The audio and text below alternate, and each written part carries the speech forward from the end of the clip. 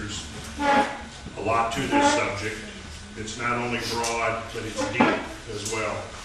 And when you spend many years studying something and all of its ramifications, it's always difficult to try to know how to narrow it down and put it into a 2-hour digestible amount that somebody can understand without making an in-depth study. So I've tried to put together a series of images, mainly I rely a lot on images, and quotes from various important and valuable sources, and then my own commentaries to try to communicate to you the essence of what this reality is all about. Because it's the closest analogy that I can find to it is, I think they were showing The Matrix on TV the other night. And the part about the rabbit hole, and if you took the blue pill, you went back to sleep, and you could wake up in your bed the next morning and your universe would remain comfortably the same as it always had been. But if you took the red pill, you were dropping straight down the rabbit hole, and you had no idea how deep that rabbit hole was or where the bottom of it was. But when you reached the bottom of it, you emerged into a new reality. Now, of course, in The Matrix, this was something that took place in a matter of mere minutes. But the study of this knowledge is, in a way, very similar. It just takes a little bit longer. It might take a matter of a few months or even a few years before you digest the truths that have been sent down the ages from some unknown ancestors of ours about the true nature of the world that we live in. Because without understanding the true nature of the world we live in, we have no concept whatsoever of how to deal with the future. And the way we are going to successfully deal with the future is to reach back to the past. And this is a past that precedes anything that we know as history. And I can say with total conviction from having studied into this stuff now for going on 4 decades that truly the world is not what it appears to be.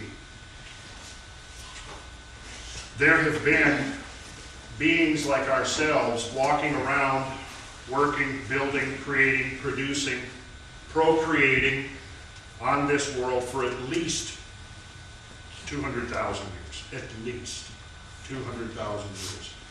And we are talking about beings in every sense indistinguishable from ourselves, whose presumed intelligence was the equivalent of our own, and who we all would have to presume had the same aspirations, the same inspirations, the same motivations as we do today.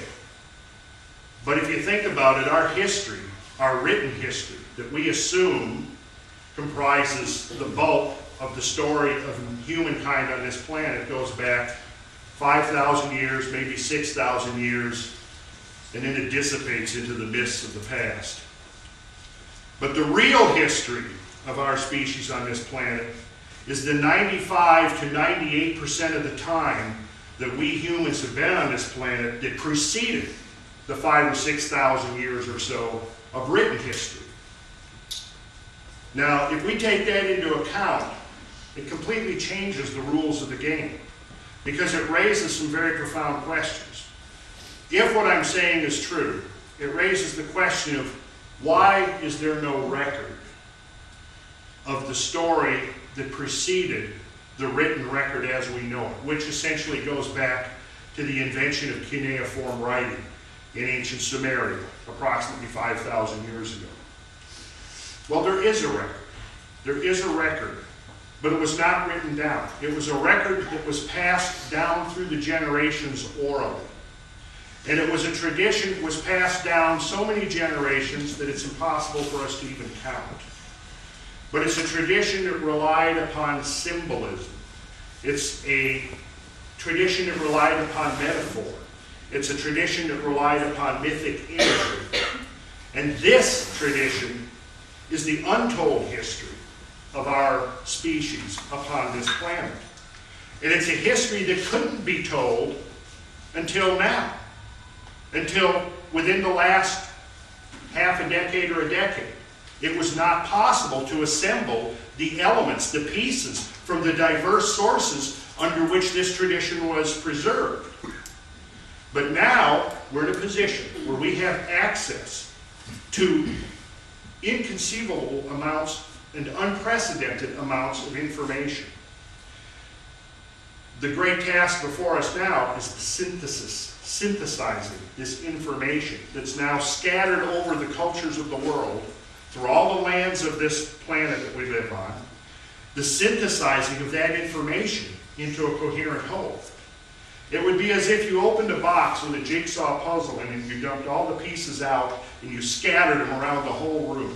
The first thing you have to do, the first task before assembling the puzzle, is you have to regather all the pieces, turn them all over, and get them sorted out according to the appropriate pattern or the appropriate color. And then you can start putting the pieces together. Well, this is what's been going on through all of the 20th century, but at an ever-accelerating pace. And so what you see is that historians of the occult and historians of prehistory and others who probed back into the deep recesses of time brought pieces of this story forward. And as they did so, they inspired others to also look into these matters of antiquity. And they brought pieces forward. And as this process got underway, it began to accelerate. So that by the time we reach the end of the 20th century, it's kicked into a whole new level. And now we've moved into the 21st century, and this new insight has not yet made it into the minds of the public at large. Very few people know that quietly, while nobody was paying attention, the entire world shifted gears. It began with the realization by a few people that we do in fact live in what could only be described as a vast ruin. If an analogy to try to convey the idea, if I took a half a ton of TNT and I detonated this building that we're in, reduced it to a pile of rubble, a year or 2 years from now, nature is beginning to reclaim the pile of rubble, and the ants are crawling over this pile of rubble, building their homes and their colonies down in the cracks. Well, we're like those ants living on the ruin of an ancient world. And it's all around us. It's under our feet. Unless you get out of the city from time to time, you usually won't see it. You have to go out into the wild places to see this world. And I'm going to show you a few slides tonight that will convey what that's about. This is something that me and my colleague back there, Brad, and Jeremy back there, we've been doing this for about 10 years now, specifically documenting the imprint of cosmic events into the landscape of the Earth. And see, this is where the question now that I was raising before about why the missing prehistory? Why 150,000 years or 200,000 years of the human story on planet Earth missing? Well, the answer to that story is that we have created a civilization and a culture since the scientific enlightenment, since the Industrial Revolution, that has been blessed with the most stable 3 centuries of climate within the last 200,000 years. What I just said, I'll repeat. The last 2 to 3 centuries has been the most stable 2 to 3 century period of climate within the last 200,000 years. And how we know this is from detailed studies of cores of ice extracted from Greenland and Antarctica, which represent records of the climate on Earth that reach back to the dawn of the human species 200,000 years ago. When you cut down a tree, and we've all seen this, the rings can give a record of year-by-year changes. And you can look at the cross-section of a tree, and you can see a big, fat series of white rings, and you know that there was a lot of rainfall that for a period of several years. And then the rings shrink down, they get very skinny, and you know that the climate has been dry. It's been a period of drought. Ice cores are very similar to tree rings in that each year's layer of snowfall creates a new layer that goes down core, a layer for every year. And that ice core can be extracted, and it can be opened up, and it can be examined. And here's a record. Because in that ice, there's all kinds of magical stuff. There's dust, both inorganic and organic dust. There's soot, as would be caused by fires. There is organic material of all types. There are spores. There is oxygen isotopes and other chemical signatures that tell us lots of things about the nature of the environment at the time that snow fell on that ice sheet. Now there's an interesting correlation between those ice sheets and the untold story of the human record on this planet. And I will show you some of the graphs that have been reconstructed from those ice sheets tonight, so you will be able to see for yourself exactly what I'm talking about. Because when you see the graphs for themselves, that will speak more effectively than any words that I could try to express. But what you're going to see is a record of repeated, dramatic climate changes that have far exceeded anything that we have experienced since the historical record began 5,000 or 6,000 years ago. Repeated, dramatic climate changes that have far exceeded anything we have experienced within the last 5,000 or 6,000 years of the written record. Now, this raises some interesting questions about what was going on then and what is going on now that has made our modern times unusually stable. And that's the question raised. Now, the ancient record that has been handed down to us through the traditions, the oral traditions, the sacred traditions, the occult traditions, the Hermetic traditions, the Masonic traditions, these traditions carry very specific and precise scientific information explaining the context of knowledge to understand what has happened on this planet. And the answer to it is very simple. I'll let the cat out of the bag before we even get to the end of the story. And that is that the Earth is actually part of a cosmic environment. And up to this time, during which modern sciences existed, the cosmic environment has remained in a steady state. But the realization now is that the cosmic environment actually changes a lot more than anybody imagined even a decade or two ago. Now, what this does, it puts a requirement upon us to understand that when we're talking about ecological principles, we can no longer confine our discussions to purely matters of terrestrial nature, but we are in fact talking about a cosmic environment. Now, the changes in that cosmic environment have been imprinted upon the entire surface of the planet. However, until we had certain capabilities, when we lived in isolated feudal societies or in a tribal situation without communication over more than a few hundred miles, say, or even a few thousand miles, when our record was totally confined to the one dimension of the here and the now, or before we were able to leave the surface of the planet and look back at it from the vantage point above, from aerial overflights, from space, before we had remote sensing, before we had the kinds of communications and transportation that would allow scientists and students of these Earth mysteries to actually traverse the whole globe more effectively than anyone could have done even 3 or 4 generations ago. Before all of these pieces were in place, it was impossible to see that there was in fact a great story inscribed into the surface of the Earth that has been there waiting for several tens of thousands of years until humanity cultivated the eyesight to see it. So the purpose of my presentations is severalfold. One is to try to convey to you and anyone who is interested, to give to you the tools to see for yourself that there is a vast ruin of an ancient world that we live in. And there is enough of this ancient world still remaining that by connecting the dots, we can get the big picture. And when we have that big picture, a plan or a course of action will be clearly delineated to us. Without that big picture, anything we attempt to do on any level from this point on is an exercise in total futility. However, with that big picture, so we know what the stakes of the game really are, our odds of becoming successful on this planet, a successful species with a successful civilization living on this planet in a sustainable manner, increases tremendously. So that's why that's my motivation for assembling this information and presenting this information to you, so that you, and I know that many of you out there have studied this stuff already and have an inkling of what I'm talking about. Some of you have been studying with me for many years and certainly have a sense of what I'm talking about.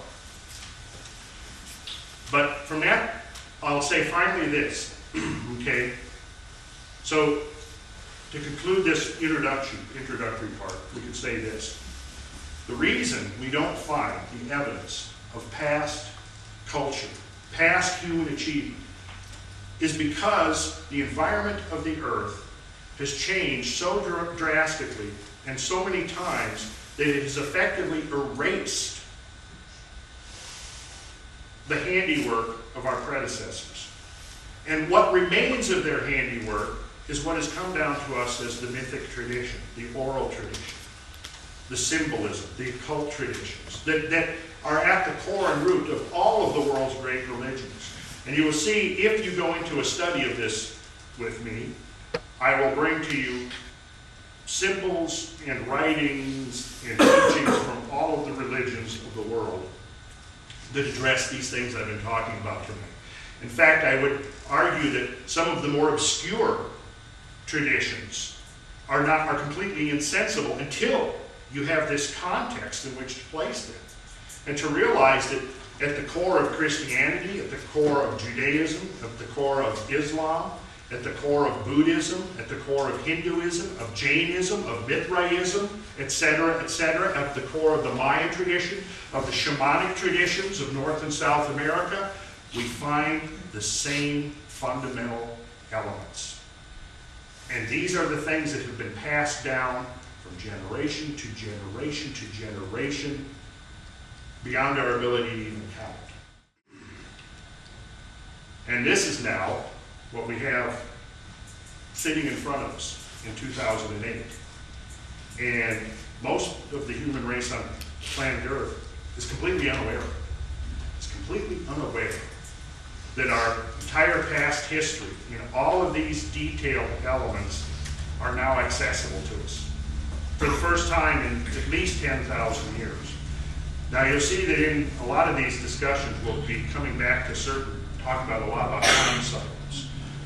Sacred geometry is the key to the great time cycles that do govern these changes that I've been talking about, because they're changes that are occurring on the cosmic domain and translating to our terrestrial or earthly domain. And so by studying the sacred geometry, what we can become apprised of is the cyclical and periodic nature of time. The supreme manifestation of sacred geometry in the ancient world was the temple. The temple. Now the temple was a repository of mathematical information, of astronomic information, of geodetic information, of geologic information, of metaphysical information. The temple could take the form of a double cube like King Solomon's temple. It could take the form of a stepped pyramid such as at Chichen Itza. It could take the form of a smooth pyramid as the ones at Giza. It could take the form of a Gothic cathedral. But note that the word temple comes from the same root as the word temporal, which means time. Because in the temple, the way to understand the function of the technology of a temple is to realize that it is in effect a time machine by which one entering the time machine, entering the temple, and understanding the appropriate ritual to perform can activate, can turn the ignition in that temple, turn on the machine, and transcend to higher dimensions of reality. Because the geometry of the temples are not arbitrary. The dimensions of the temples are not arbitrary. The orientation of the temples on the site that they're built is not arbitrary. Their placement into the landscape geographically is not arbitrary. All of it is very carefully worked out according to a lost system, a lost science that is the basis of the alchemical system, which is the uniting of heaven and earth. We've all heard the famous dictum, as it is above, so it is below, for the working of the one miracle. This comes from the emerald tablet of Hermes Trismegistus, if you've read your alchemy. And this provides the clue to the great work. And the great work of the ancient world was the uniting of heaven and earth into total harmony. And to this end, they went to great lengths to try to engineer the surface of the earth, the planet of the earth, the surface of the planet, to reflect the higher astronomical realities. Most of you are probably aware that the ancient temples, whether it be Stonehenge or many of the others, have an astronomical orientation. When you stand within Stonehenge and look along its axis, it aligns with a very significant, auspicious point on the horizon, the point at which the sun is rising on the morning of summer solstice. Now, what they understood was that this alignment only occurred under a certain geometrical circumstance. And it was at that moment, when these alignments occurred, that the portals between the worlds opened. And if they were there at the right time and performed the appropriate ritual, they could pass through these portals. And they could learn about the higher worlds, and they could come back. So there was a technology to it, and this technology has been lost. And as all the great mythic traditions of the world convey to us, in our Judeo-Christian tradition, it was known as the fall of man, the expulsion from paradise. But all traditions have their own way of expressing it. The fall of man was the rupture of the primeval harmony, when the world and the heavens fell out of sync. And the task before us, which has been known for centuries or millennium as the great work, is the restoration of the primeval harmony. When you look about you in the world and you turn on the news and you realize how much strife and dissension and turmoil there is in the world, understand that what you're seeing is a reflection of that rupture of the primeval harmony translated into the collective unconscious of the human species. And if we want to correct that imbalance, our unknown ancient predecessors have left us the tools to do it. So let's get on with the images.